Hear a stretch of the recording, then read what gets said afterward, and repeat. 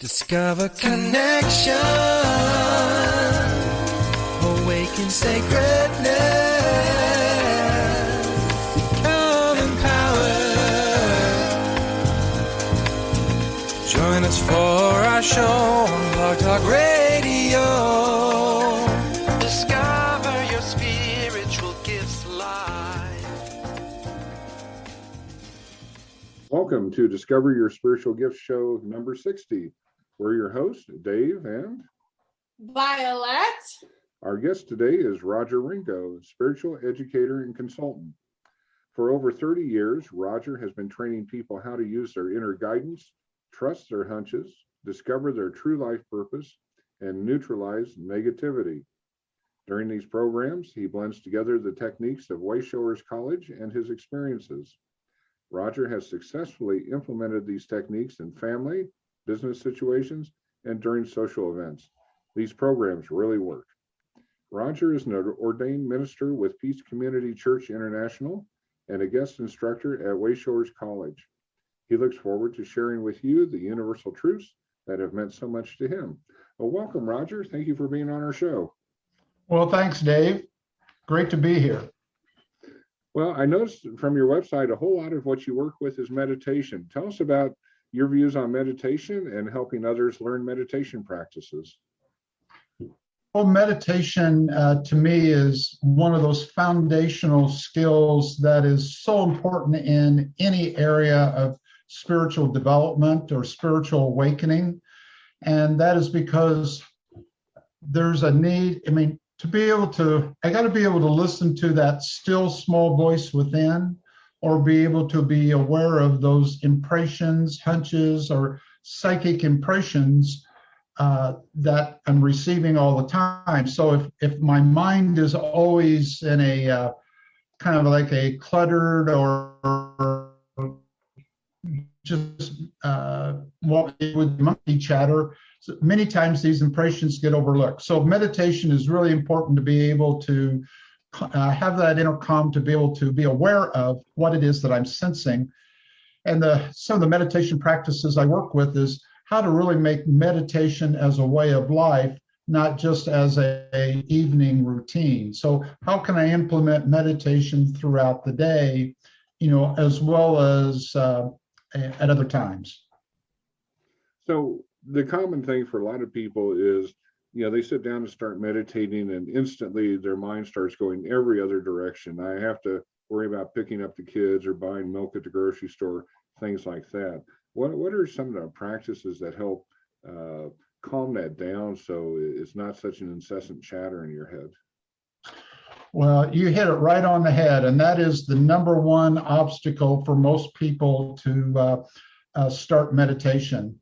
And in our training and practices, what I've found is a simple breathing technique will probably eliminate or minimize 70 to 80% of that middle chatter.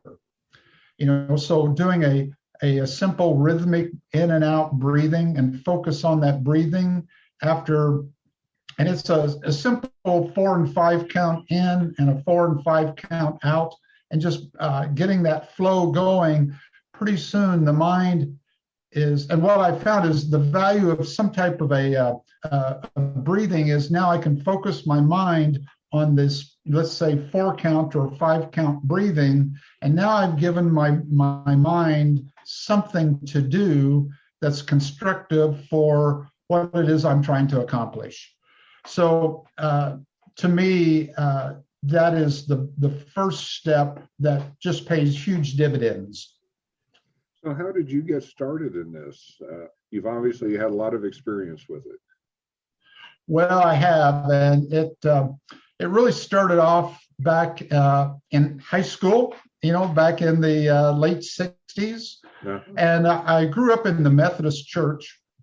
And, my parents and we all went to church on Sunday and various other meetings. And my senior year in high school, we were in Sunday school class, and the lesson was reading, one of the scriptures of that lesson was Jesus performing certain miracles, and letting the disciples know that these things I do, you can do them also.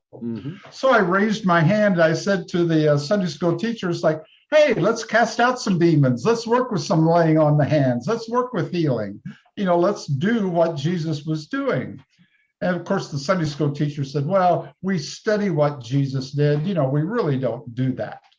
And, which, I mean, at that point, I was 17, and being a young male, 17, it was just one of those spontaneous things that did come from the heart, but it wasn't a big deal because, I had other things going on with life. But in retrospect, I realized that was the first key element of an inner expression where I wanted to learn how to do it for myself and not just read about other people's exploits with it.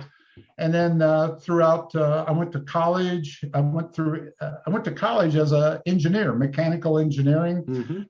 I read a lot of books in that era of Edgar Casey and Ruth Montgomery and Harold Sherman and a lot of the popular spirituality authors at that time. And so I was always curious, but it was only until I got out of college, and it was in college that I met my wife, who's been my life partner and in every area, that I wanted to start learning how to do it for myself. And so it's kind of like once I got certain foundational areas of life, got a relationship going, got a job, got, things hooking up.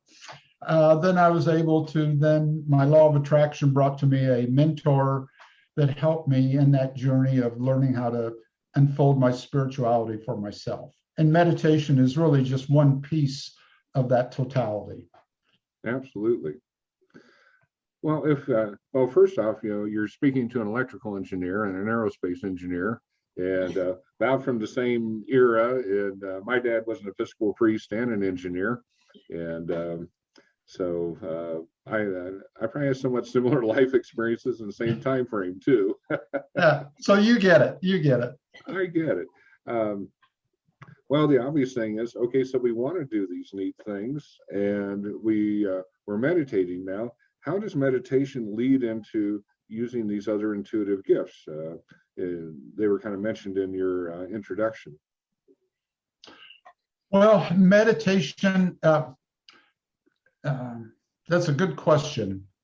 Meditation really, like when you can take 10, 15, 20 minutes of an evening, meditation is a great way to just regroup my day, to get recentered and refocused, and to maybe ask spirit or the universe, questions for insights. But really on a day-to-day routine of unfolding spirituality, meditation really becomes that part of throughout the day of having a simple routine of how I can take 15 seconds to do. And really, a lot of times, all it takes is 15 seconds to do a simple little breathing technique, get tuned in. And to me, one of the questions that helps in this unfoldment is ever so often, I need to be asking myself, what am I sensing? What am I truly feeling coming from the environment? Because a lot of times with that monkey chatter going on, we're not cognizant of all those different psychic experiences or impressions that we're having throughout the day. And I've found that one very important key for anyone starting this journey is I have to acknowledge all those little impressions that I get that may not seem to be a big deal, but every time I have a hunch about someone and they call me on the telephone, I need to acknowledge that consciously and say, oh, I had a psychic experience. I knew who was calling me before it happened.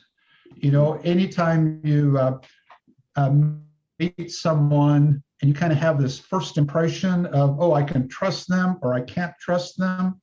This happens a lot throughout the day, but acknowledging that there again is so, so important, because if I acknowledge my little successes, that builds on bigger successes. But if I don't acknowledge and give value to the little successes I have, then it seems like it's forever building upon that and making it stronger. So meditation and having that quieting of the mind ability throughout the day lets me be more aware and alert to those little psychic impressions that happen, every day. And so to me, that's where I found meditation is the most important, is helping me throughout the day.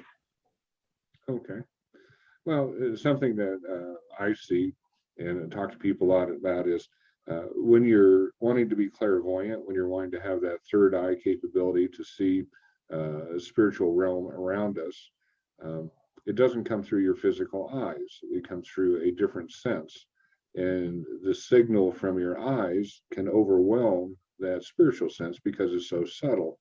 And so for a lot of people, the best way you can see psychically is to close your eyes and then to open yourself to looking with intention without the need to use your eyeballs. And so it sounds quite a bit like that's what you're talking about in terms of getting quieted, getting sensitive to those subtle things that want to come through and that we all have. Yeah, what you just described is absolutely, I would agree with that 1,000%. And it is closing the eyes is much easier to then be aware and to have those impressions, because what I found, there's 4 basic types of psychic sensitivity, and clairvoyance is one type. And out of the 4, the clairvoyant type to me, and in a lot of the training and working with people through the years, picking up those impressions or seeing the aura, seeing the various manifestations of impressions with your eyes open is one of the most challenging skills or abilities to unfold. Mm-hmm. Having inner knowings or clairaudient impressions or the empathy type impressions, those 3 come so much easier to acknowledge and experience. But that clairvoyant is I've never, I kind of like to figure things out, being a good engineer, and that's been one of my little inner challenges. It's like I like to figure things out, and so far after 35 some years of being into this professionally, I still am no more smarter or aware of to why that is than when I first started. Well, you talk about 4 types, Roger. For those that are listening that may not understand the psychic senses or what those 4 types, can you spend a little bit of time talking to us what you mean by 4 types and what those are and how those are different and how somebody might recognize those? Oh, absolutely. Love to. Well, from my training and my experience, everyone has all 4, but we tend to work out of 1 or 2 primarily. So one type is what we call the gift of clairaudience or clear hearing. That's someone who has the ability to tune into what maybe another person is saying, and they hear more than what the person is really saying physically. They can tell if that person's being truthful. They can tell if there's information being left out. They can tell if, and they prefer to communicate over the telephone, let's say, because they don't care about what a person looks like or how it feels. It's more of a auditory, I want to listen to the spoken word, and I will get, that person will also get different psychic impressions from the energy of what's being said. So there's from how we work or how I work with it, there's 2 aspects to each one of these 4. There's the spiritual sensitivity part, and there's really kind of like a personality part. So this clairaudient person is someone who's very straightforward, direct and to the point. If you know someone who gives you information or only wants information as bullet points, that's someone very high in this gift of clairaudience. So then we have what's called the inner knowing or prophetic person. And this is someone who just tunes into the energy of situation. They know, but they don't know how they know. You know, like the clairaudient person, they tune into a situation and they'll have an idea, a thought, or a word, or a concept. But the inner knowing person just knows, but they don't know how they know. Right. And this is someone who's very creative, very spontaneous. They would be a little more what I would call nonlinear, you know. And so they're very cosmic oriented. They daydream a lot, but it's primarily they tune into psychically and they have inner knowings without knowing how they know. Okay. Then a third type is what we call the feeling empathic type person. This is someone who tunes into the energy and they just feel what another person feels. And so they're easily influenced by the feelings of either other individuals in their environment or the group, but they make their decisions on how does it feel to them. And then we have the clairvoyant that we talked briefly about. This is someone who, excuse me, when they tune into a situation, they interpret through pictures or images or some type of graphic representation. This is someone who notices details missed by others. They like a neat, attractive environment. But there again, this is someone that when they look at another person's face, they may look good on the surface, but they just instinctively know there's something wrong because something more than the physical doesn't look right. Are there ways that we can develop these? Because I know when I meet with clients and students, you know, everybody wants to be clairvoyant. You know, they all want to see, even though they might have these other gifts. I find that quite often. Is there a way that we can strengthen these gifts, a way that we can build these gifts, a way that we can learn these gifts? Well, yes, but the answer is yes, but the caveat to that is before I incarnate into planet Earth, I kind of set certain things in motion of who I am and my energy. Yeah. And so my first gift out of those four is the gift of vision. So I'm just naturally more tuned to those clairvoyant abilities. But my weakest strength is, or you might say my fourth in the sequence is that inner knowing. And so I've learned over the course of 20 some years, I learned how to develop that inner knowing, but it didn't come easy. Right. So I think what's helpful in that journey is if people realize what is my innate natural talent and make sure I'm acknowledging that and strengthening that and using that as my primary resource, but also then I can work on these others. But I just have to realize it takes patience and time to unfold a particular psychic gift that may not be my primary or secondary. Does everyone have these gifts? Does everyone have a gift? Does everyone have that piece somewhere? That's right. Everyone has all four. The other thing I found, past lives come into this to some degree, and that is, I believe anyone who is innately interested in spirituality and wanting to unfold it has already had numerous lifetimes where they've already had this.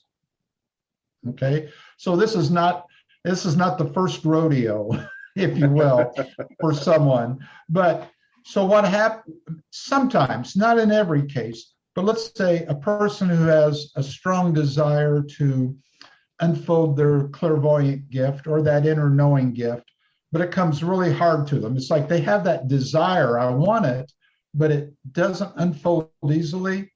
Sometimes a piece of that is there's been an unpleasant situation in a previous lifetime, maybe, and it's usually some type of persecution related situation. that they were persecuted for this natural ability they already had.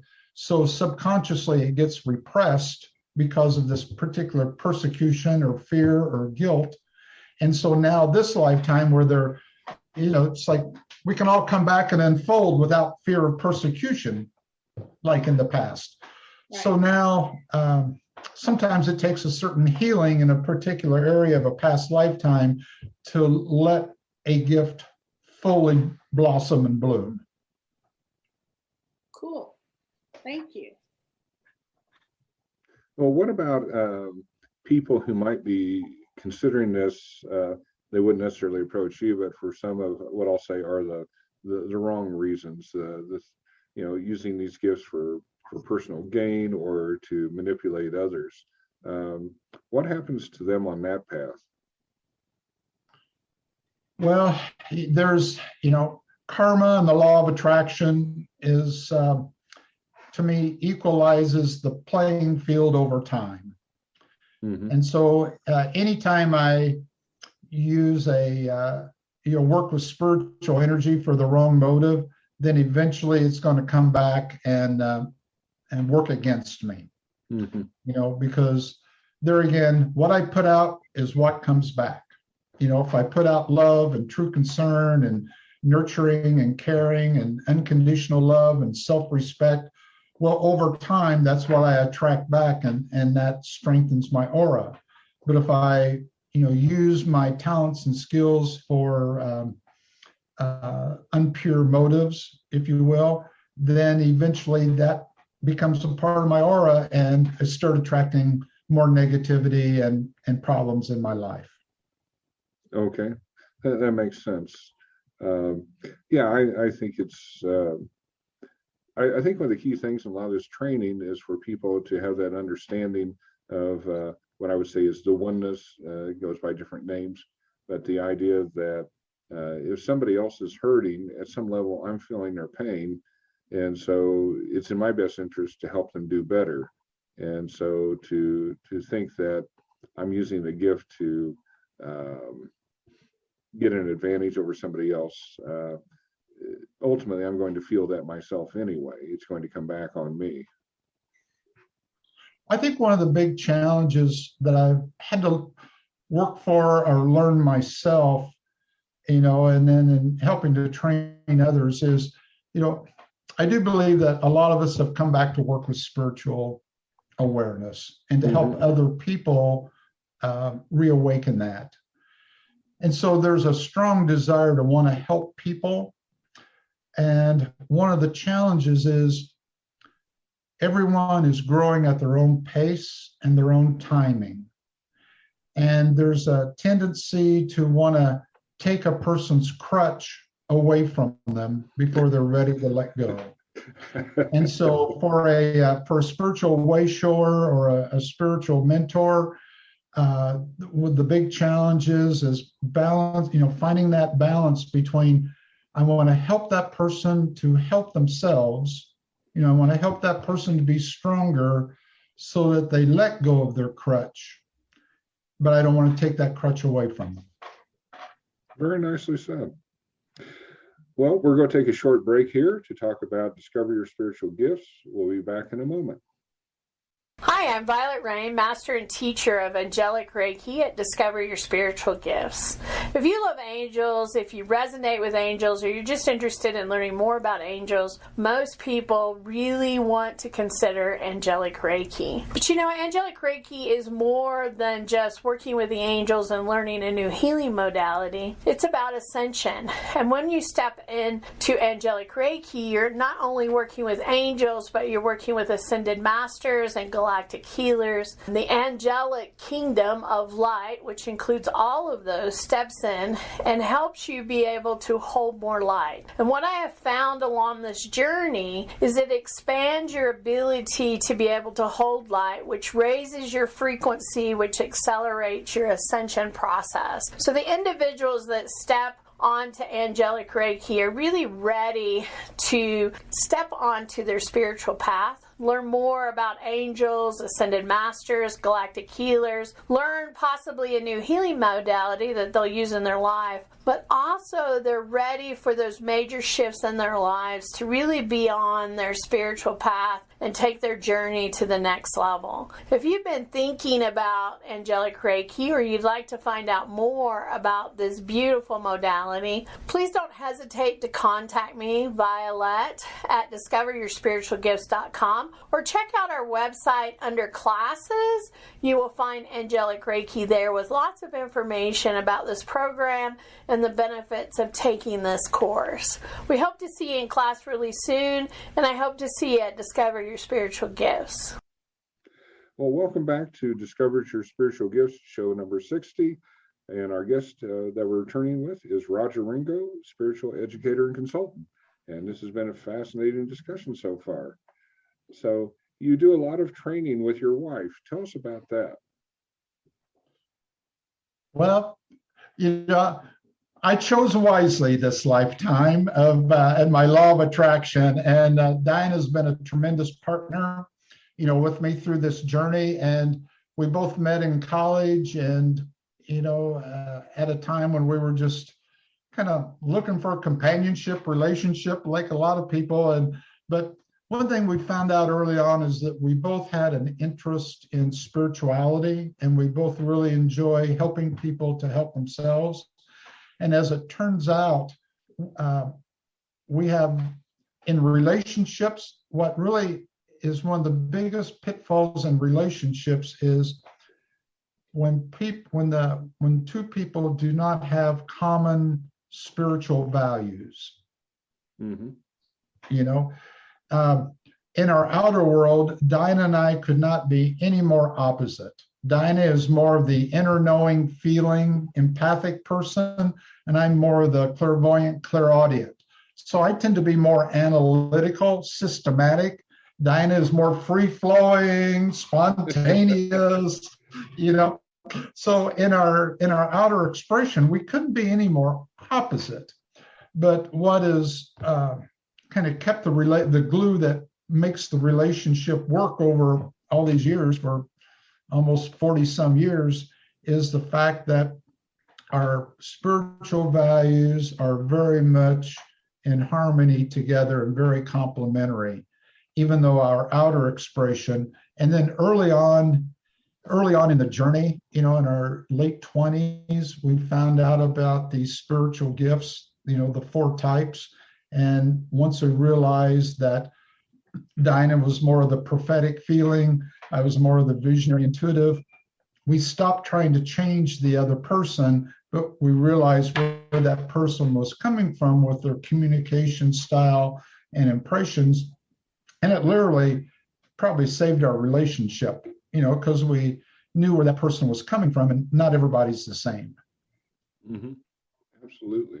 And so we've been able to be, the partners in the journey of, we have 2 sons now who are successful male adults, with their own relationships. And we do a lot of the classes and training we do, together as well as separately, because we like working with each other. Mm-hmm. That's good. So what types of classes do you offer, Roger? What are some of the things that you offer to your community, or you offer out there in teaching or classes? Great question. Well, Diane and I are affiliated with the Wayshowers College, which is an organization of spiritual awareness and self-development. And so we offer classes we have a 12-week, you might say, beginning series called New Spiritual Horizons. And it's a 12-week series of classes that start laying the foundation for a person who wants to unfold their spirituality. And then after those 12 weeks of the foundation, then we have other classes. If someone wants to learn trance mediumship, they can work with that. We have classes on healing, laying on the hands of healing. We have classes on laws of abundance. We have several classes on how to communicate with your well, let me put it this way. The purpose of angels or spirit guides in our life, we have a lot of classes on that. And then we have different one-on-one consultations where a person can learn how to communicate more effectively with their spirit guides. Very cool. Now, are all these classes in person, or have you adapted to the pandemic and you're doing them on Zoom also? Yes, we, before 2020, we were strictly in person, and some of the consultation work we would do by telephone conference call if a person wasn't close by. But yes, we also do classes on, with Zoom now. And even what we found is, even if as the pandemic thing all goes away, our sense is the Zoom online type class is going to have a permanent home in our repertoire, because it's kind of nice. Like for me, we've traveled, we've done a lot of the expo circuits, psychic fairs around the country of Los Angeles and Colorado and Florida, and just all over. And it's nice using Zoom now. We can keep those people connected, through that with our online classes, as well as when time permits or scheduling permits, they can come to a class in person too. So I think there's value in both.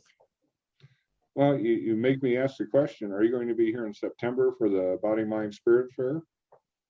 In Absolutely. We'll actually be here. Diane and I will be on the weekend of September 18th and 19th. We will be at the Loveland Expo, which is the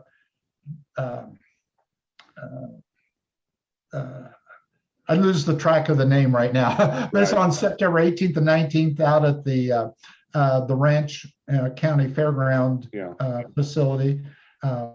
The Holistic Psychic Fair, I think is the name it goes by. And then on the 24th through the 26th, we will be in Denver at the Body, Mind, Spirit. And then October 8th through the 10th, we'll be in Colorado Springs. Okay.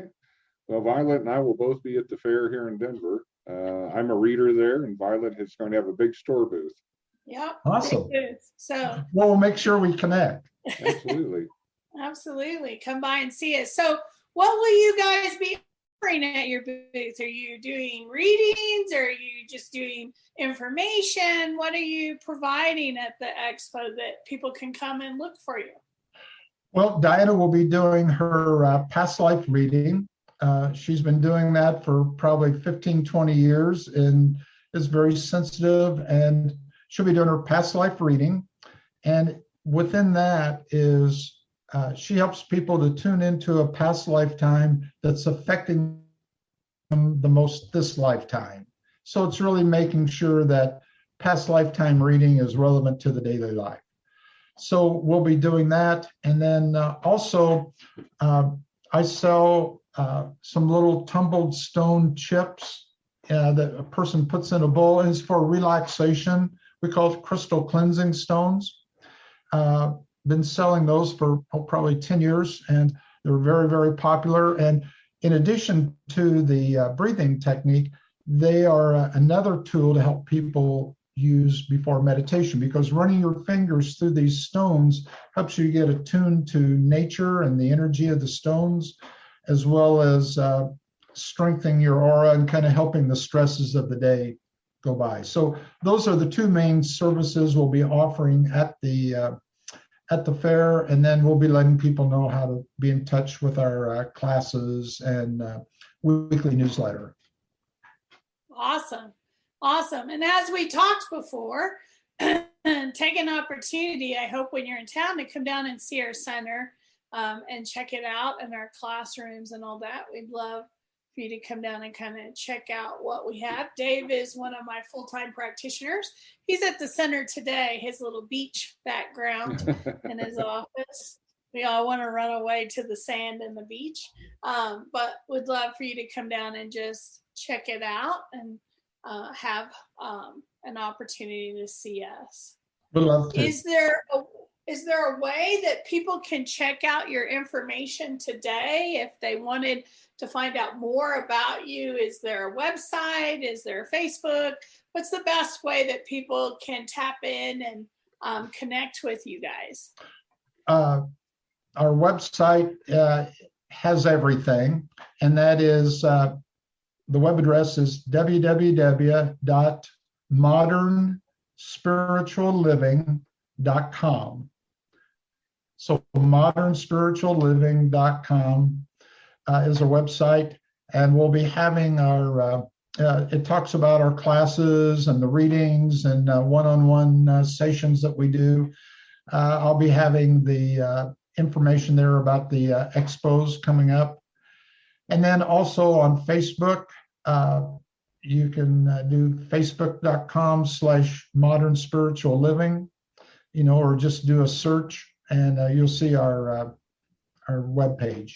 And there's a lot of good posts. I would like to let people know, if you come to the website, I have a lot of different blog articles on various items that we talked about here today and others. So it's a good way to get, kind of a taste or flavor of what we work with. And I would like to say real briefly is, my approach, Dinah and my approach to spirituality is one of what I would call practical spirituality. It's like, I want to unfold my spirituality in such a ways that I can use it in my daily life to improve my daily life with career, relationships, and children. So everything is focused on a very practical approach. Love that. I love that. It's about integrating it. It's not about reading about it and sitting it on a shelf. It's about incorporating it in our lives and becoming empowered with the tools that we offer. So I totally agree with that. So I love that. I love to see people get empowered in their lives by using some of these basic tools that are easily integrated. So, Roger, thanks so much for taking the time to share with us today. I really appreciate it. Well, thanks a lot, Vialet and Dave. And I'll see you again in September out at the Body, Mind, Spirit Expo in Denver. And we look forward to it, meeting you and your wife. That should be fun. And we hope our listeners all go out there too. It's a great experience. Absolutely is. So thank you, everyone, for joining us today. And I hope you'll stay tuned for some of the commercials of some of our practitioners and things that are happening at our center. Thank you for listening, and we hope to see you really soon. Hi, my name is Christina Morris. I am the founder and president of Balance and Bliss Energy Healing. I'm a medical intuitive and high vibrational healer. I work with the energy fields. My scope of practice is energy medicine. Anything above and beyond that, for outside care, we'll need to refer you out there. But I do use crystals and aromatherapy in my healings.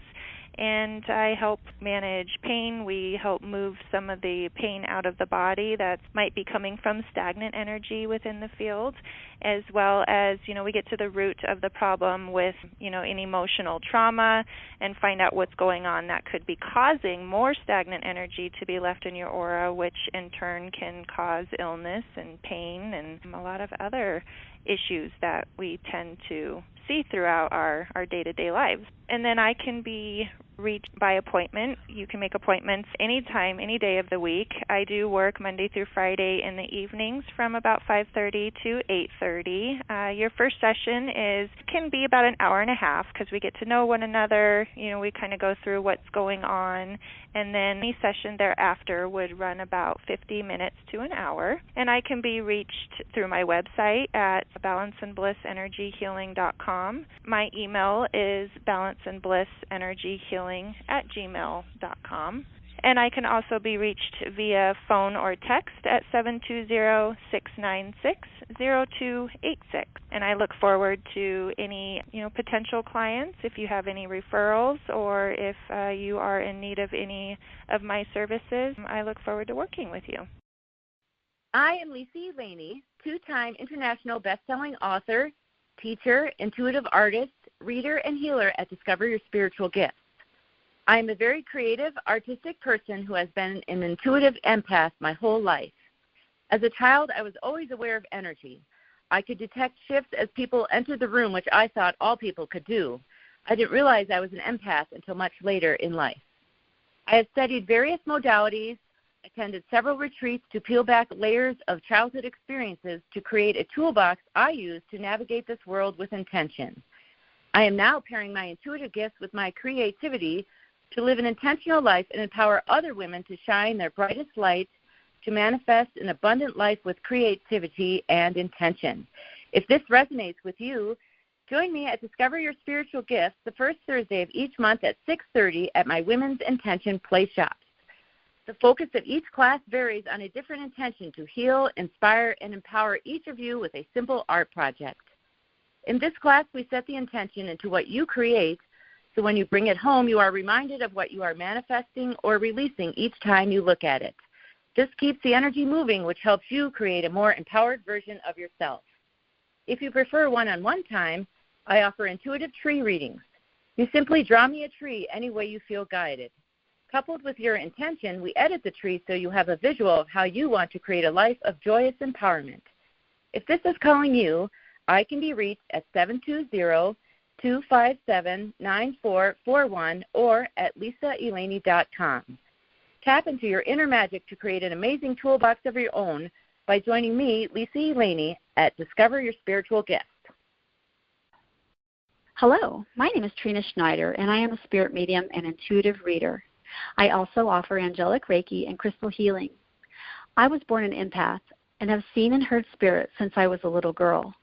For many years, I ignored my gifts, but knew I was meant to be a healer. I started my journey doing private yoga sessions, and yoga helped me to reconnect with my mind, body, and spirit. I was then led to an intuitive mentor and took her classes to find out who I was and what my spiritual path should be, never thinking it would lead to a complete career change after being a hairstylist for 30 years. My spiritual path is a never-ending journey of healing myself and helping others. I consider my readings to be sacred and use prayer, meditation, and call upon my ancient Puebloan ancestors, angels, and other guides. In my readings, I view your energy through a rose. I connect you to your relevant past lives, bring in messages from your spirit guides, angels, and ancestors. I read the layers of your aura through your chakras to uncover blocks, bring in clarity, guidance, and direction for your life path. I do in-person readings at Discover Your Spiritual Gifts and remote readings over Zoom. To book your readings with me, please call or text me at 720-334-7754 or contact the center. I look forward to meeting you real soon. Discover connection, awaken sacredness, become empowered. Join us for our show on Blog Talk Radio.